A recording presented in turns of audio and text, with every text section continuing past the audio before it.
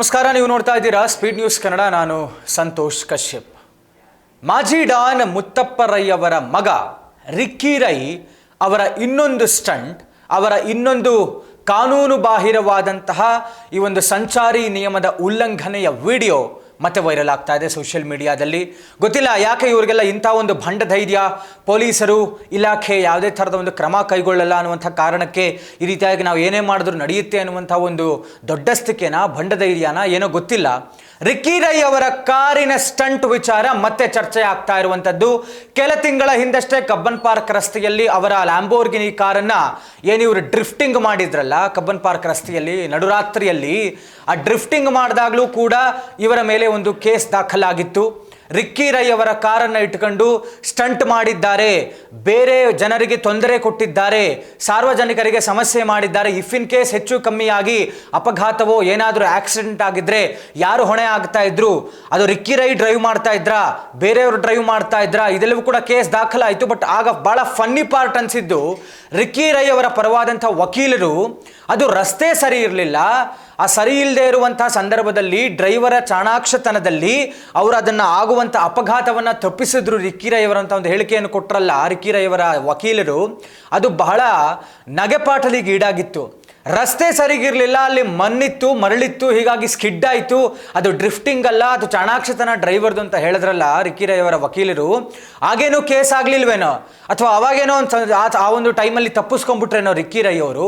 ಆದರೆ ಮತ್ತೆ ಈಗ ಈ ಮುತ್ತಪ್ಪ ರೈ ಅವರ ಮಗ ರಿಕ್ಕಿ ರೈ ಮತ್ತೊಂದು ಸ್ಟಂಟ್ ಮಾಡಿ ಒಂದು ಉಲ್ಲಂಘನೆ, ಕಾನೂನು ನಿಯಮದ ಉಲ್ಲಂಘನೆಯನ್ನು ಮಾಡಿ ಈಗ ಮತ್ತೆ ಒಂದು ಕೇಸ್ ಮಾಡಿಸ್ಕೊಂಡಿದ್ದಾರೆ. ಏನು ಅಂತ ಹೇಳಿದ್ರೆ, ದೇವನಹಳ್ಳಿ ಏರ್ಪೋರ್ಟ್ ರಸ್ತೆಯಲ್ಲಿ ತಮ್ಮ ಲ್ಯಾಂಬೋರ್ಗಿನಿ ಕಾರನ್ನು ಅತಿ ವೇಗವಾಗಿ ಓವರ್ ಸ್ಪೀಡ್ ಡ್ರೈವಿಂಗ್ ಮಾಡಿದ್ದಾರೆ. ರಿಕ್ಕಿ ರೈ ಇದ್ರ ಇಲ್ವಾ ಇನ್ನೂ ಕೂಡ ಗೊತ್ತಿಲ್ಲ, ತನಿಖೆಯಲ್ಲಿ ಗೊತ್ತಾಗಬೇಕು. ಬಟ್ ರಿಕ್ಕಿ ರೈ ಅವ್ರದ್ದೇ ಅದೇ ಲ್ಯಾಂಬೋರ್ಗಿನಿ ಕಾರ್, ಈ ಹಿಂದೆ ಏನು ಕಬ್ಬನ್ ಪಾರ್ಕ್ ರಸ್ತೆಯಲ್ಲಿ ನಡುರಾತ್ರಿಯಲ್ಲಿ ಡ್ರಿಫ್ಟಿಂಗ್ ಮಾಡಿತ್ತಲ್ಲ ಕಾರು, ಅದೇ ಕಾರ್ ನಂಬರ್ ಪ್ಲೇಟ್ ಇದೆ, ಸೇಮ್ ಕಾರ್, ಇದೇ ದೇವನಹಳ್ಳಿ ಏರ್ಪೋರ್ಟ್ ರಸ್ತೆಯಲ್ಲಿ ಮತ್ತೆ ಓವರ್ ಸ್ಪೀಡ್ ಡ್ರೈವಿಂಗ್ ಮಾಡಿದ್ದಾರೆ. ಅದರ ಜೊತೆಗೆ ಮಾಡಿಫೈಡ್ ಸೈಲೆನ್ಸರ್, ಅಂದರೆ ನಾರ್ಮಲ್ ಆ ಕಾರ್ಗೆ ಏನಿರುತ್ತಲ್ಲ ಸೈಲೆನ್ಸರು, ಅದನ್ನು ಹೊರತುಪಡಿಸಿ ಕೆಲವು ಮಾಡಿಫಿಕೇಶನ್ಸ್ ಮಾಡಿಸ್ಕೊಳ್ತಾರೆ.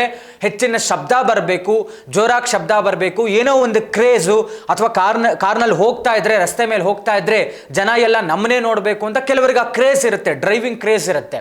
ಇದೇ ರೀತಿಯಲ್ಲಿ ಇದೇ ರಿಕ್ಕಿ ರೈ ಅವರು ತಮ್ಮ ಲ್ಯಾಂಬೋರ್ಗಿನಿ ಕಾರ್ನ ಸೈಲೆನ್ಸರನ್ನು ಮಾಡಿಫೈ ಮಾಡಿಸ್ಕೊಂಡಿದ್ದಾರೆ. ಓವರ್ ಸ್ಪೀಡ್ ಡ್ರೈವಿಂಗ್ ಒಂದು ಕಡೆ, ಮತ್ತೊಂದೆಡೆ ಅತಿಯಾದಂಥ ಶಬ್ದ ಸೈಲೆನ್ಸರಿಂದ ಬಂದಿರುವಂಥದ್ದು. ಹೀಗಾಗಿ ಈಗ ಮತ್ತೆ ರಿಕ್ಕಿ ರೈ ಅವರ ಮೇಲೆ ಅವರ ಓವರ್ ಸ್ಪೀಡ್ ಕಾರ್ ಡ್ರೈವಿಂಗ್ ಜೊತೆಗೆ ಈ ರೀತಿಯಾಗಿ ಸೈಲೆನ್ಸರ್ ಮಾಡಿಫಿಕೇಶನ್ ಜನರಿಗೆ ತೊಂದರೆ ಮಾಡಿದಂಥ ಕಾರಣಕ್ಕೆ ಈಗ ಮತ್ತೊಮ್ಮೆ ರಿಕ್ಕಿ ರೈ ವಿರುದ್ಧ ಕೇಸ್ ದಾಖಲಾಗಿರುವಂಥದ್ದು. ಈ ಬಾರಿ ಕೇಳ್ಕೊಳ್ಳೋದು ಗೃಹ ಇಲಾಖೆಗೆ, ಪೊಲೀಸ್ ಇಲಾಖೆಗೆ, ತಾವು ಈ ಬಾರಿ ಆದರೂ ಏನಾದ್ರು ಒಂದು ಕಠಿಣವಾದಂಥ ಕ್ರಮವನ್ನು ರಿಕ್ಕಿ ರೈ ವಿರುದ್ಧ ಕೈಗೊಳ್ತೀರಾ ಇಲ್ವಾ, ಅಥವಾ ಅವರು ಪ್ರಭಾವಿಗಳು ಅನ್ನುವಂಥ ಕಾರಣಕ್ಕೆ ನಿಮ್ಮ ಅಡ್ಜಸ್ಟ್ಮೆಂಟ್ನಲ್ಲಿ ಏನಾದರೂ ಕೇಸ್ನ ಕ್ಲೋಸ್ ಮಾಡಿಬಿಡ್ತೀರಾ, ಅಥವಾ ಇದು ಮತ್ತೆ ಇನ್ಯಾರನ್ನೋ ಒಂದು ರೀತಿಯಲ್ಲಿ ಪ್ರಚೋದನೆ ಮಾಡೋದಕ್ಕೆ ಅವಕಾಶ ಮಾಡಿಕೊಡ್ತೀರಾ? ರಿಕ್ಕಿ ರೈ ಅವರಂತೂ ಪಾಠ ಕಲಿತಾ ಇಲ್ಲ, ಇದು ಮೊದಲನೇ ಸಲ ಏನಾಗ್ತಾ ಇಲ್ಲ ಅವ್ರಿಗೆ. ಏನೋ ಕ್ರೇಜಲ್ಲಿ ನಾನು ಏನು ಮಾಡಿದ್ರು ನಡೆಯುತ್ತೆ, ನನ್ನ ಮೇಲೆ ಕೇಸ್ ಆಗಲ್ಲ, ಎಲ್ಲ ಅಡ್ಜಸ್ಟ್ಮೆಂಟಲ್ಲಿ ನಾವು ನೋಡ್ಕೊಳ್ತೀವಿ ಅಂತ ಪದೇ ಪದೇ ಪದೇ ಪದೇ ರಿಕ್ಕಿ ರೈ ಹೀಗೆ ಮಾಡ್ತಾ ಇದ್ದಾರೆ.